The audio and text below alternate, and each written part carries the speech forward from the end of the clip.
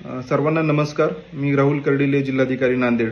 काल रात्रीपासून नांदेड जिल्ह्यामध्ये अतिवृष्टी मोठ्या प्रमाणावर झालेली आहे. त्यामुळे आपल्या जिल्ह्यातले नद्या, नाले, ओढे, सर्व मेजर डॅम्स, मायनर डॅम्स हे सगळे ओव्हरफ्लो होत आहेत आणि अनेक गावांचा संपर्क सुटलेला आहे. अनेक गावांमध्ये पाणी शिरलेलं आहे आणि त्यामुळेच आम्ही खबरदारीचा इशारा म्हणून जिल्ह्यातील सर्व शाळांना सुट्टी दिलेली आहे.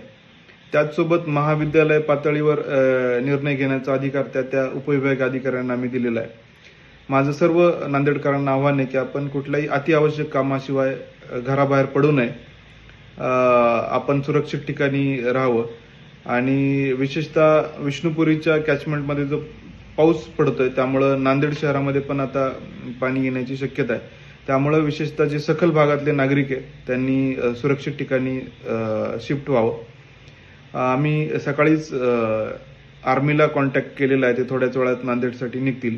त्याचसोबत बचाव कार्यासाठी आपली SDRFची टीम आहे, CRPFची टीम आहे आणि महापालिकेने पण त्यांचं टीम ॲक्टिवेट केलेली आहे.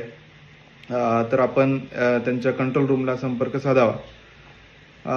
सद्यस्थितीमध्ये निजामसागरचा जो डिस्चार्ज आहे तो 2,20,000 वरून 1,67,000 केला आहे, म्हणजे 53,000 कमी केला आहे आणि पोचमपाडचा जो डिस्चार्ज आहे तो जवळजवळ 5,30,000 पर्यंत वाढवलेला आहे.